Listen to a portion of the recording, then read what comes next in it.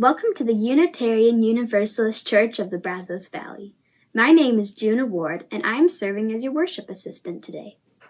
I come to this church because I feel like it gives me a chance to learn something other than math and history, but about the importance and meaning of our principles. We are a welcoming congregation, which means we celebrate and welcome all people of diverse sexual orientations and gender identities. We strive to welcome people across diversities of race, age, ability, immigration status, and belief.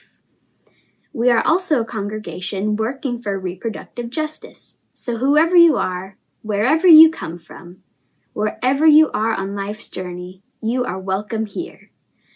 We encourage everyone to visit our website, brazos-uu.org.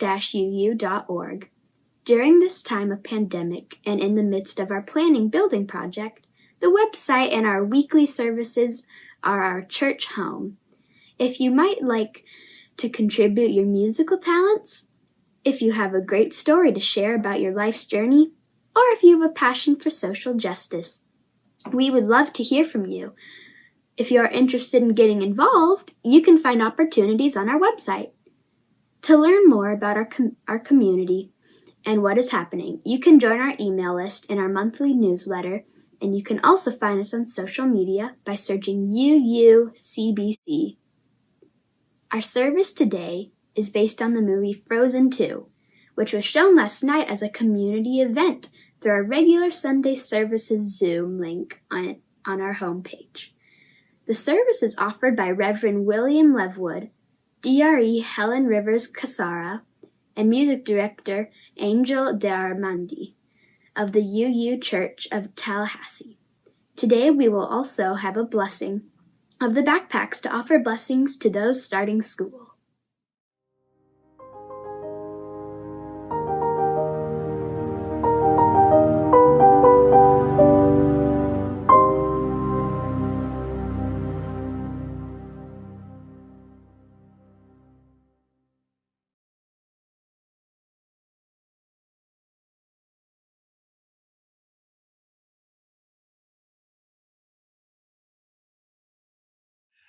I am the Reverend William Levwood. My pronouns are he, him, and his.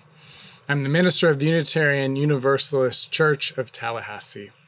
Wherever you are, this service is coming to you from Tallahassee, from the ancestral lands of the Appalachee, Muskogee, and Seminole peoples. Welcome to this special service, part of a UU Summer at the Movies, where we will look at the movie Frozen 2 as a sacred text. I hope you have your popcorn just the way you like it, and that you'll bring a courageous heart and a commitment to collective liberation as we journey together.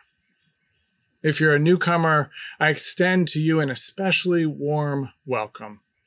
I hope you find in this community, in this Unitarian Universalist movement, a place of rest and renewal, a space for learning and growing, and a people committed to justice and compassion.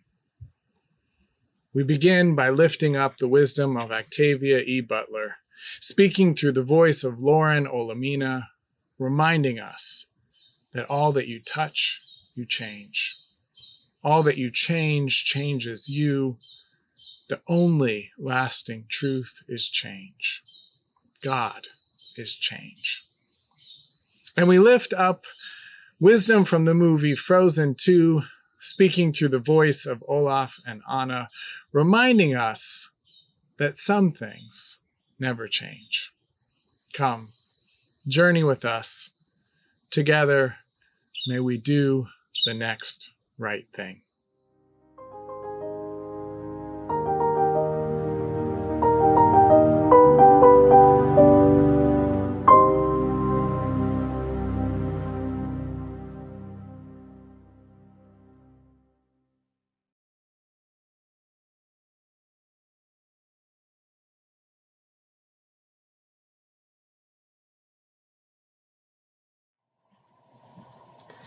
I invite you to light your own chalice, if you have one, as I light our chalice today.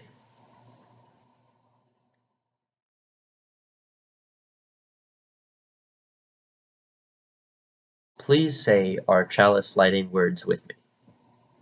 We light the chalice, the symbol of our Unitarian Universalist faith, as a beacon of hope for all who seek justice, dignity, and compassion, and in celebration of the life of truth and meaning we share together.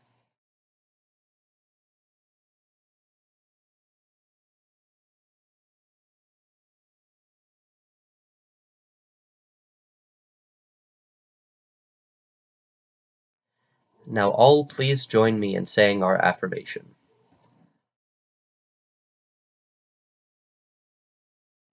Love is the spirit of this church, and service is its gift.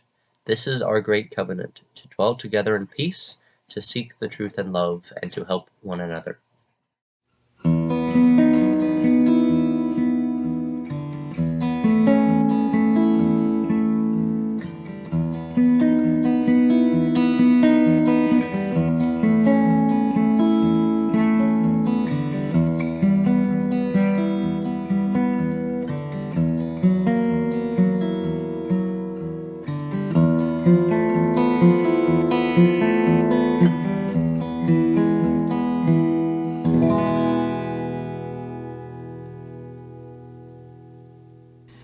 I'm going to invite you to join me on There's a River Flowing in My Soul.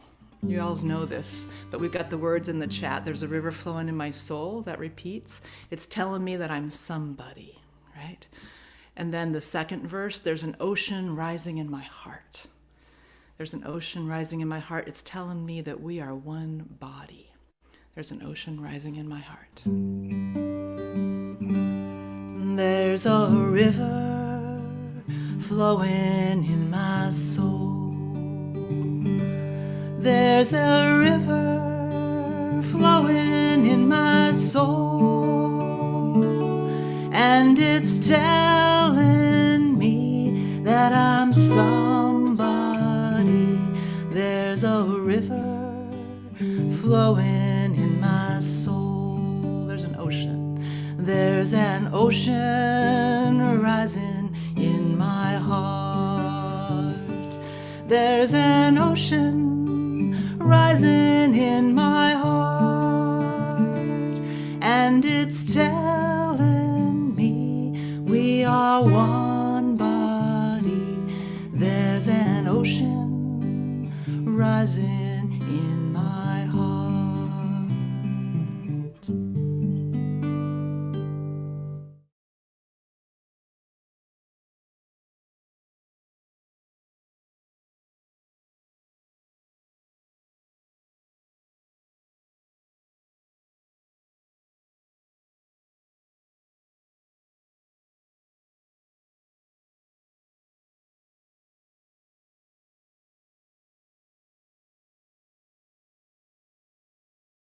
Hi friends!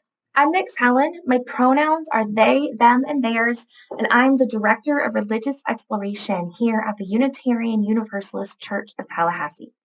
Our story today is about a little person named Sam. Sam was having a rough day. They had a whole lot of problems, and all of their problems seemed to be happening all at once. It was like a big, tangled mess of problems, and Sam didn't know how to start untangling it.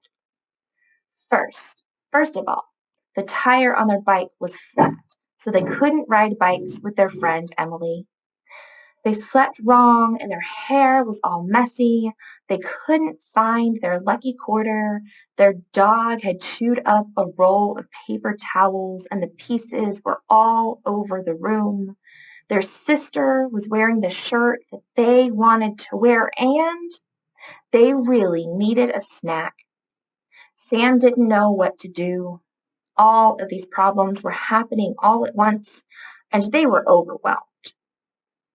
Sam sat down on the floor of their bedroom and started to cry. Their mother heard them and knocked gently on the door. Sam, what's going on? Why are you crying? Sam took a deep breath and tried to explain. My bike and my hair and my quarter and the paper towels and I'm hungry, Sam exclaimed, and they burst into tears again. Sam's mother took them into her arms and held them as they cried. After a few minutes, she said, "That's a whole lot of stuff going on for such a little person." Sam nodded. "It's too much for one person to handle, especially all at once." Sam nodded again. "So why don't we try to just do the next right thing?" "The next right thing?" Sam sniffled. "Yeah, let's find one place to start and we'll do one thing at a time.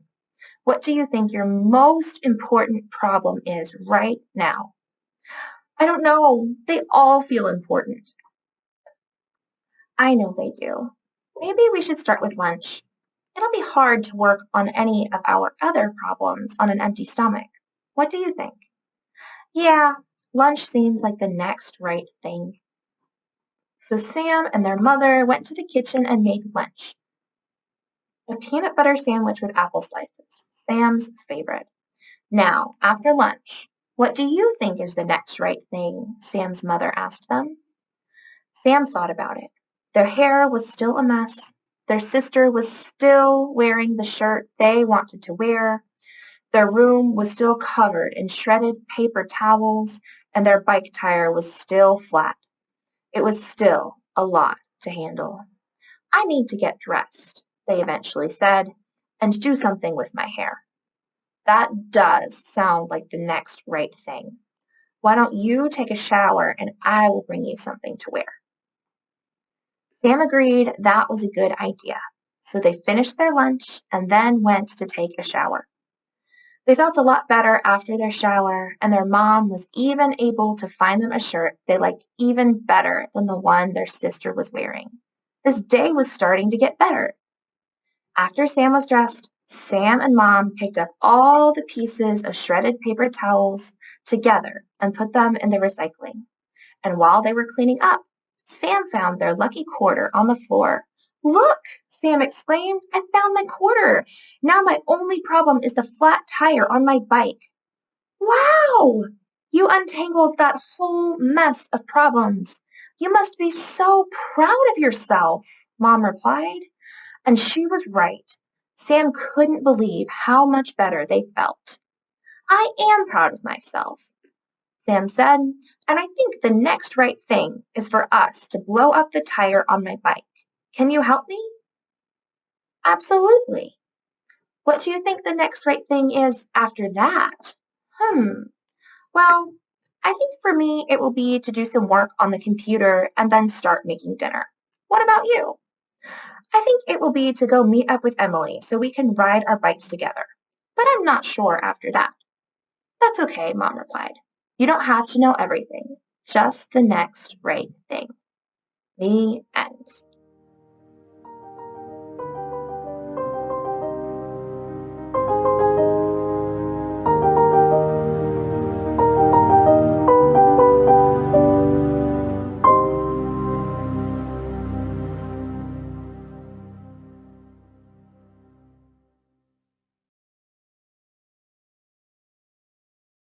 Hello.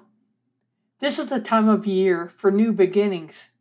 New school supplies, maybe new teachers and new courses, new friends to make, and old friends we haven't seen in a while. Can everyone put their hands on their backpacks?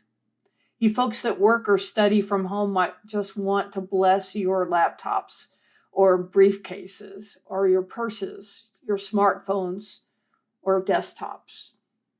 Okay, is everyone ready? I want you to open them up just a little bit so that the love and good wishes that we're sending can be put in them. And place your hand on your device. Okay, let's get to blessing. Spirit of life, be with us here through the internet as we look forward to the learning and fun ahead for all of us.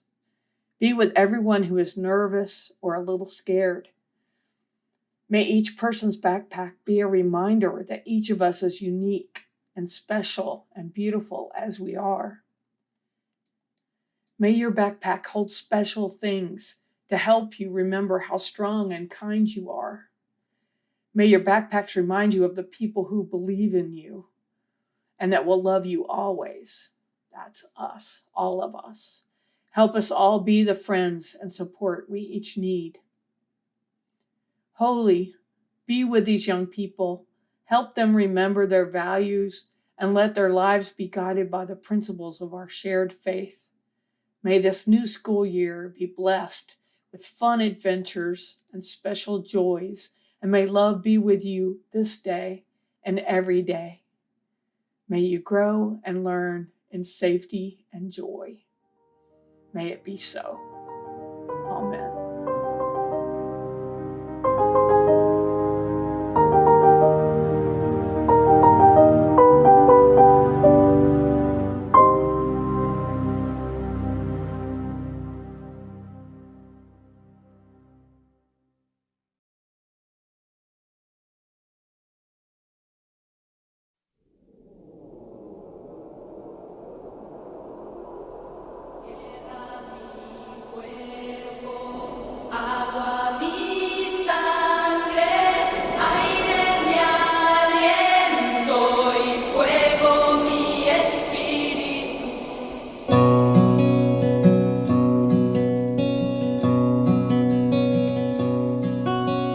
Tierra mi cuerpo, agua mi sangre, aire mi aliento y fuego mi espíritu. Tierra mi cuerpo, agua mi sangre, aire mi aliento y fuego mi espíritu. Tierra mi cuerpo, agua mi sangre,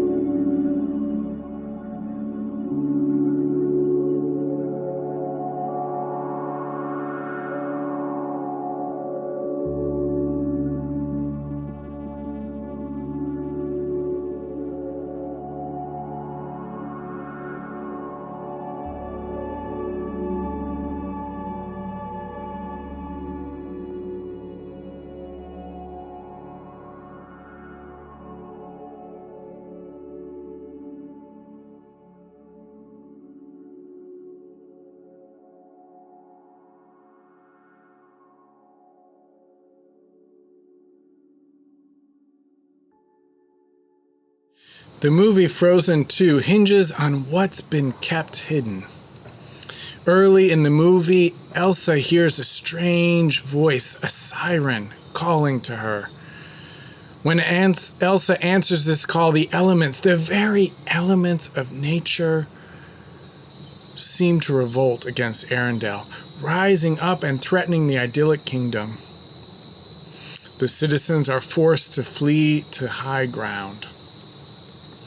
It's at that point in the movie when the rolling rock trolls arrive and the troll sage says to Elsa, "I hope you're prepared for what you've done.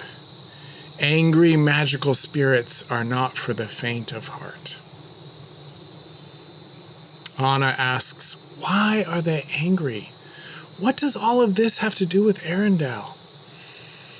The wise troll responds, saying, "Let me see what I can see. The past is not what it seems. A wrong demands to be righted. Arendelle is not safe. The truth must be found. Without it, I see no future." So Anna and Elsa, Kristoff and Sven and Olaf journey to the enchanted forest to find the truth, to right the wrong that demands to be righted. In many ways, it's the past they journey to. And there they meet the people of Northuldra and a party of soldiers from Arendelle trapped in the enchanted forest. Frozen, if you'll forgive the pun, frozen in a moment in time. And here is the beginning of the mystery. Why is the enchanted forest shrouded in magic mist, which only Elsa's powers have allowed them to enter? At this point, we already know that there has been a battle between Arendelle and the Northuldrans. Arendelle claiming that Northuldra betrayed them, attacking after being given the gift of a dam. But slowly, as the movie progresses, the truth about the past is revealed. First through a series of ice sculptures, and later revealed to Elsa as she travels to the land of Alto Holland, where the characters from the past begin to move, acting out the true history, revealing the treachery and betrayal that was actually committed by Arendelle. Seeing the movie for the first time, I was struck by this part of the story.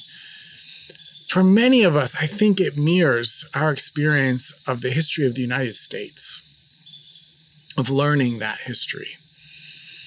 I attended elementary school in the 1980s, where the stories, the histories we were told were about Christopher Columbus as a heroic explorer innocently mistaking the New World for the East Indies, and the Pilgrims befriended by Indians celebrating the first Thanksgiving together. But gradually, over many decades, the truth was revealed.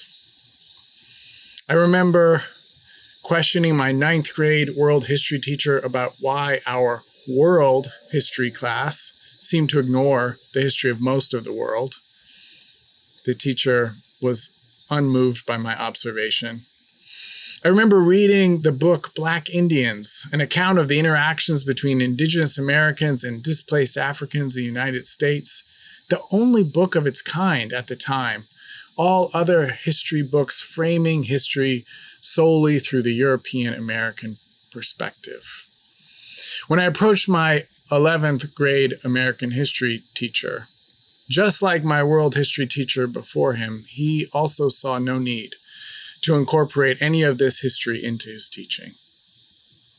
And it wasn't until I was in seminary that I learned that one of the first uses of the term Thanksgiving in American history happened in 1637, when a feast of Thanksgiving was declared by the governor of the Massachusetts Bay Colony in celebration of a massacre of several hundred Pequot people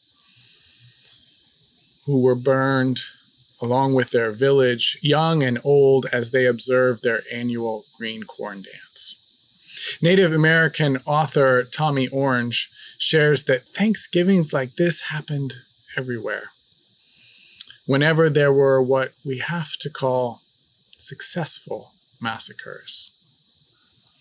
So in this way, the discovery in Frozen 2 that the so-called good guys, the people of Arendelle, were actually the ones who carried out a treacherous betrayal, mirrors a discovery many of us have experienced in our own journey of coming to learn the truth about our history as Americans. In his book, Our History is the Future, Standing Rock versus the Dakota Access Pipeline, and the long tradition of indigenous resistance, historian Nick Estes asks the question, how does one relate to the past? He answers it this way. Settler narratives use a linear concept of time to distance themselves from the horrific crimes committed against indigenous peoples and the land. This includes celebrating bogus origin stories like Thanksgiving. But indigenous notions of time, he tells us, consider the present to be structured entirely by our past and by our ancestors. There is no separation between past and present, meaning that an alternative future is also determined by our understanding of our past. Our history is the future. Now, in Frozen 2, it's water that reveals the hidden past, teaching us how our history is the future. At first, it's the ice sculptures that reveal clues. And then Elsa and Anna's parents' shipwreck is found. They went down in the North Sea, and that reveals more clues. And then Elsa travels across the ocean on a magical water horse to an ice palace, to a mythic river where the treachery and the betrayal is revealed to her. But perhaps the most important use of water to tell this story is the dam itself. In the movie, there's no elaboration on why the dam, a gift from Arendelle to the North Aldrins, is actually an act of treachery, of how. We're just told that the dam is robbing the people and the land of health and vitality. Now, I have no idea what inspired the creators of Frozen 2, but the parallels between the dam in Frozen 2 and the history of the Fort Peck Dam, constructed on the Missouri River in Montana in 1933, and the subsequent 1944 Pick-Sloan Plan and Flood Control Act, which built multiple dams, are striking. The parallels are striking. And both of these projects have been sold as examples of progress, while actually robbing the land and by extension, indigenous people themselves of health and vitality. As outlined in the book I already mentioned by historian Nick Estes, President Franklin D. Roosevelt authorized the Fort Peck Dam under the 1933 National Industry Recovery Act, which was part of the New Deal. 10,000 jobs were created in the building of, quote, what was at the time of its construction the largest dam on Earth. Estes continues telling us that, quote, regional histories celebrate the dam as a historic engineering masterpiece, and it is considered instrumental in pulling Montana and the entire region out of the Great Depression. He then points out what's usually left out of these regional histories: the removal, he tells us, of 350 Dakota, and Assiniboine families on the Fort Peck Indian Reservation, and the flooding of earlier Indian Affairs irrigation projects that had benefited Native farmers. The Pick-Sloan Plan was even more devastating, displacing more than 900 Native families, 1/3 of their overall population, while flooding over 600,000 acres of land in South Dakota and North Dakota, over half of which, more than 300,000 acres, belonged to the Yankton, Lower Brule, Crow Creek, Cheyenne River, Standing Rock, Rosebud, Santee, and Fort Berthold reservations. According to historian Michael Lawson, the Pick-Sloan dams destroyed more Indian land than any single public works project in the United States history. And U.S. President John F. Kennedy, at a dedication ceremony, spoke of salvation, the triumph of light over darkness, civilization over savagery, saying, "This dam and the rest of the dams on this river, which 30 years ago would have provided only floods and darkness, now provide irrigation and light." In reality, the loss of resource-rich lands that provided an abundant and replenishing amount of beans, wild plums, chokecherry, buffalo berries, wild game, plant medicines, and a bountiful timber supply would impoverish the native peoples of that land, who have to this day yet to be properly recompensed for the flooding of those lands.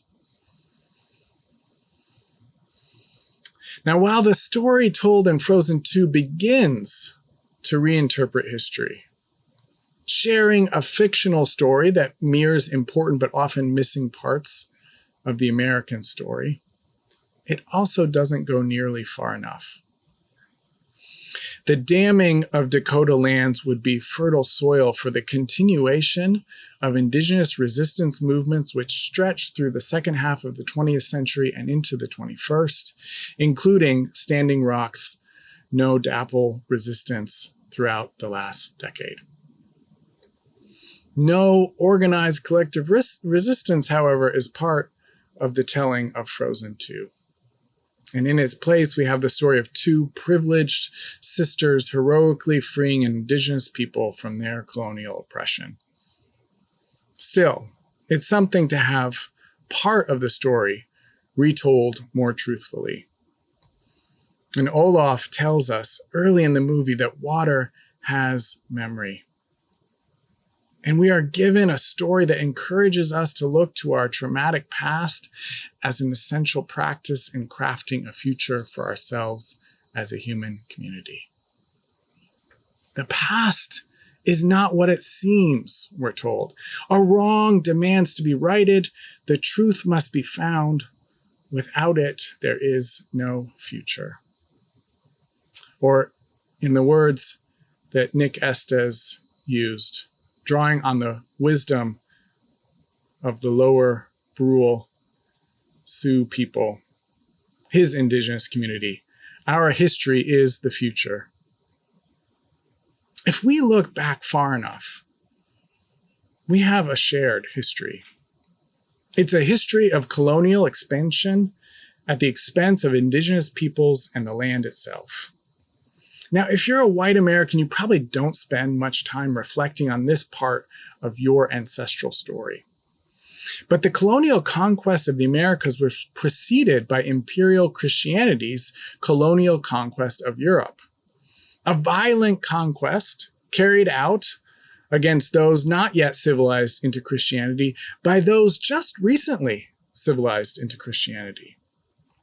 So whatever your race or ethnicity, somewhere in your past, our ancestors were indigenous to somewhere, the vast majority of whom had their indigenous cultures violently repressed in the name of some conquering force that claimed to be more civilized.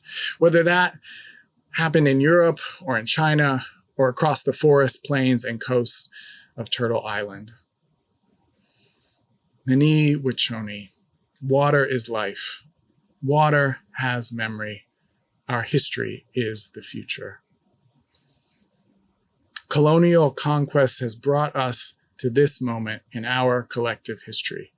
And just as in Frozen 2, the very elements of earth, water, fire, and air are in revolt against us. The climate crisis devastating people across the globe. Frozen 2 speaks of a fifth spirit, a fifth element. Anna says to Elsa, "You're the fifth spirit." And Elsa responds that the fifth spirit is a bridge. And a bridge has two sides, just as Anna and Elsa are two sisters, just as Arundel and Northuldra are two peoples. And a bridge is a beautiful image for what this fifth spirit might be. The fifth spirit as bridge between peoples and between humanity and the rest of the more than human world. The fifth spirit as partnership, as community, as love. The fifth spirit is also a bridge between the past and the future. Remember what historian Nick Estes teaches us. Indigenous notions of time consider the present to be structured entirely by our past and by our ancestors. There is no separation between past and present, meaning that an alternative future is also determined by our understanding of our past. Our history is the future.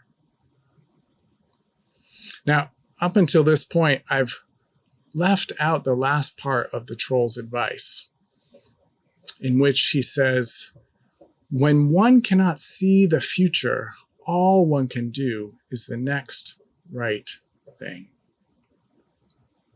The fifth spirit is also this doing of the next right thing. Even when, especially when things seem the most hopeless. Anna does this in the movie's climactic moment, shouting to the stone giants to wake up, goading them into destroying the dam. These stone giants are our ancestors too, and we need to be willing to destroy the dams that are holding back the waters, the very essence of life as flow. These are the giants of our collective ancestral trauma, waking up to a wrong that demands to be righted, calling out, wake up, get woke, get free. I'm grateful how Frozen 2 begins to help us reveal our hidden past, and grateful for how it shows us there is no future unless we make reparations to right past wrongs. And yet, if you'll allow me, I'd like to offer an alternate ending.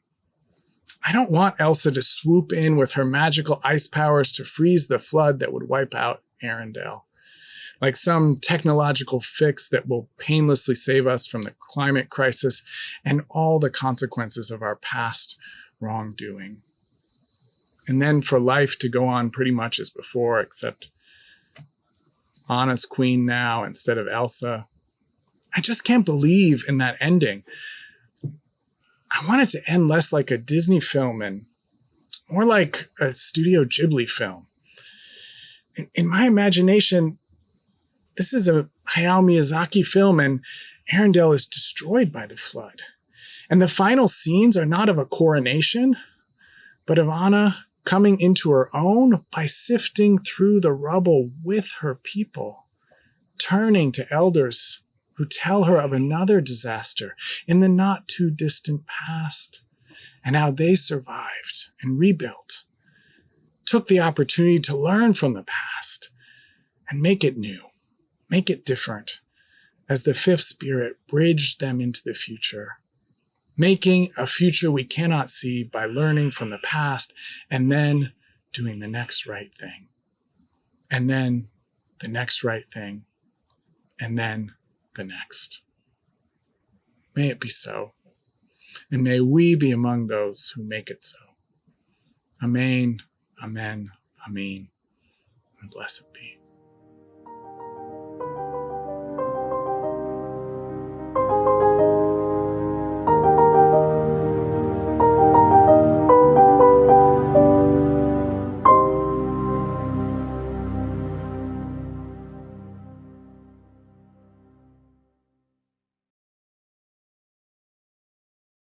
My name is Angel de Armendi and I am offering Somos la Luz del Bosque by Adrian Friedman.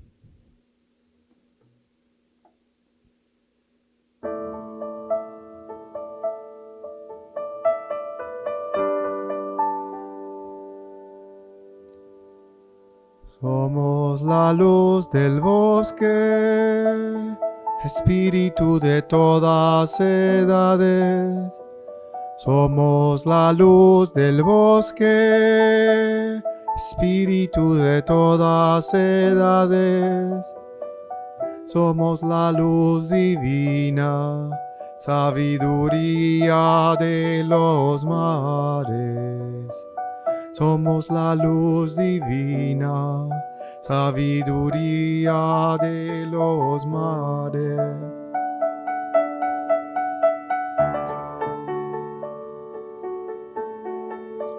Transformamos el dolor, trayendo todo a la luz. Transformamos el dolor, trayendo todo a la luz. Con el espíritu de los ancestros, todo el día y la noche. Con el espíritu de los ancestros, todo el día y la noche.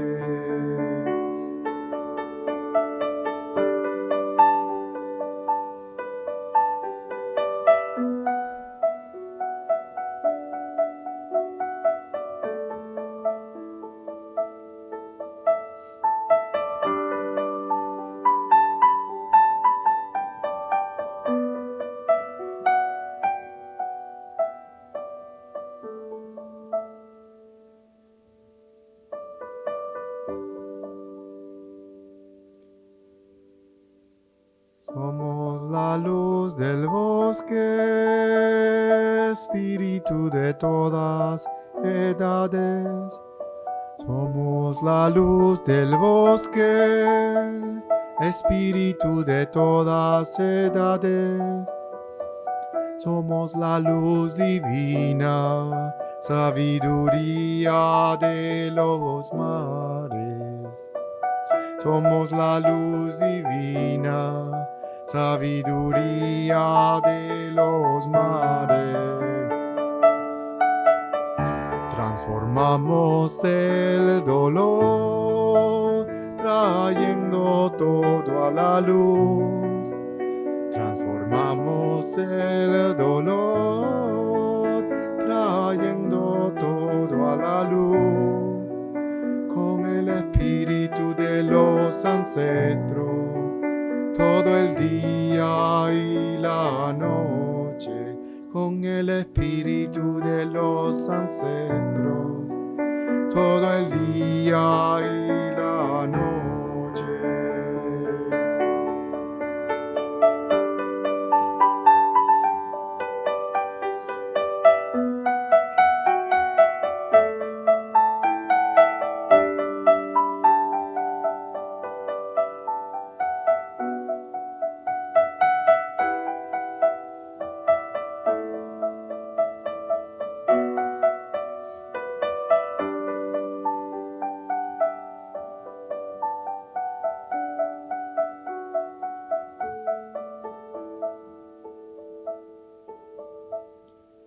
Somos la luz del bosque, espíritu de todas edades.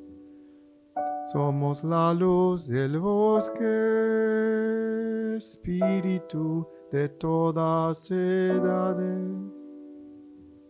Somos la luz divina, sabiduría de los mares. Somos la luz divina, sabiduría de los mares.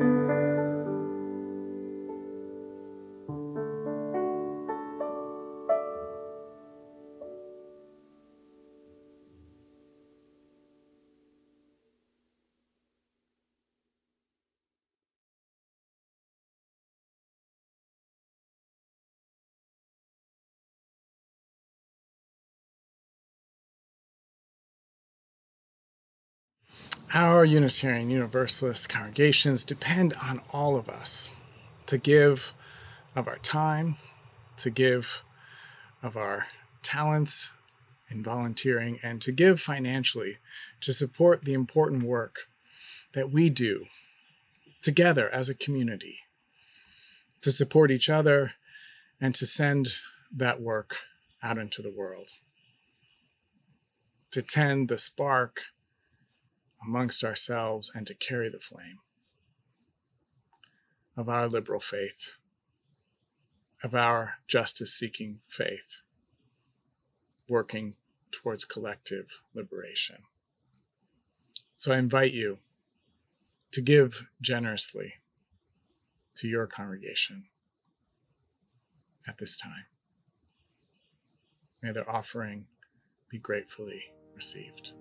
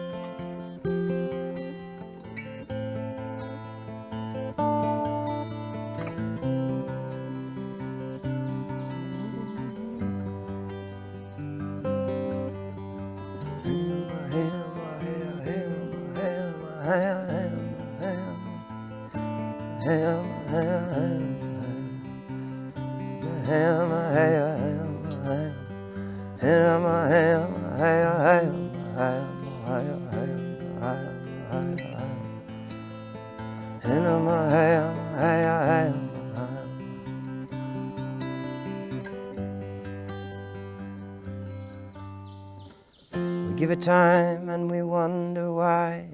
Do what we can, laugh and we cry, and we sleep in your dust because we've seen this all before.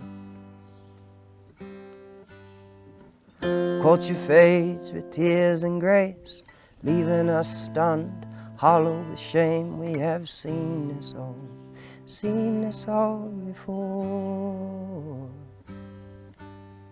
Many tribes of a modern kind, doing brand new work, same spirit by side, joining hearts and hands in ancestral twine, ancestral twine.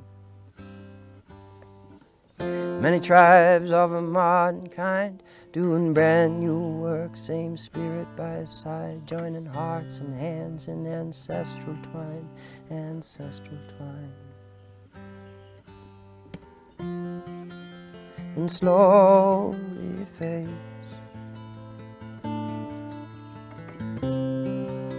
slowly fades, and slowly fades, slowly fades. Emana yo yo yo yo, Emana yo yo yo yo, Emana yo yo yo yo, Emana yo yo yo yo, Emana yo yo yo yo, Emana yo yo yo yo, Emana yo yo yo yo, Emana yo yo yo yo. Spirit bird, she creaks and groans, she knows she has seen us all before, she has seen us all before, she has. Spirit bird, she creaks and groans, she knows she has seen us all before, she has seen us all before, she has. And slowly fades,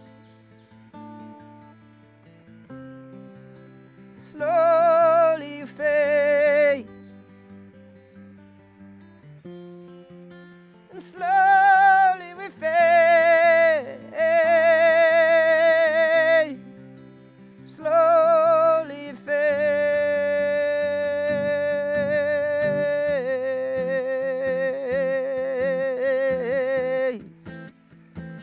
slowly fades.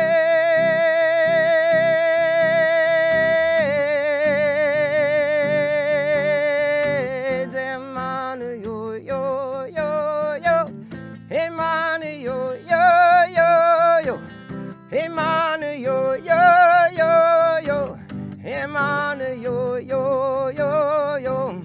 Emmanuel, yo, yo, yo. Emmanuel, yo, yo, yo. Emmanuel, yo, yo, yo. Emmanuel, yo, yo. Soldier on, my good countrymen. Keep fighting for your culture now. Keep fighting for your land. I know it's been thousands of years, and I feel your hurt, and I know it's wrong, and you feel you've been chained and broken and burned, and those pitiful old people, those wise old souls have been ground down for far too long by that spineless man, that greedy man, that heartless man, deceiving man, that government hand, taking blood and land, taking blood and land. Still they can, but you're dreaming, and your warrior spirit lives on, and it is so, so, so strong in the earth, in the trees, in the rocks, in the water, in your blood, and in the air we breathe. Soldier on, my good countrymen. Keep fighting for your children now. Keep fighting for your land. And slowly fades, slowly fades,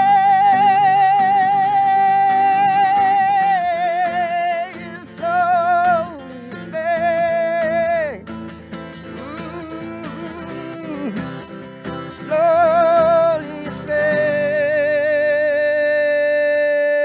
Emana yo yo yo yo, Emana yo yo yo yo, Emana yo yo yo yo, Emana yo yo yo yo, Emana yo yo yo yo, Emana yo yo yo yo, Emana yo yo.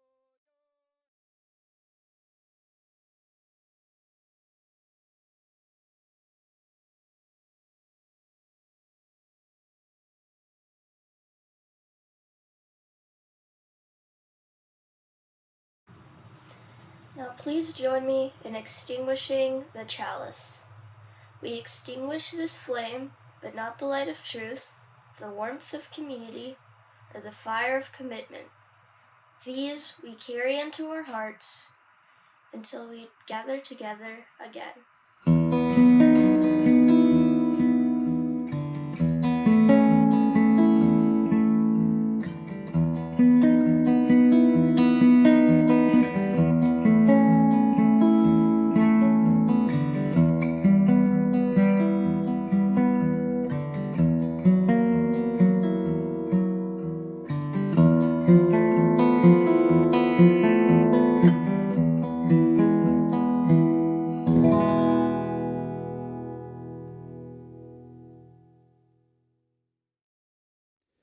Now We Bless You on Your Way by Jen Rathbun.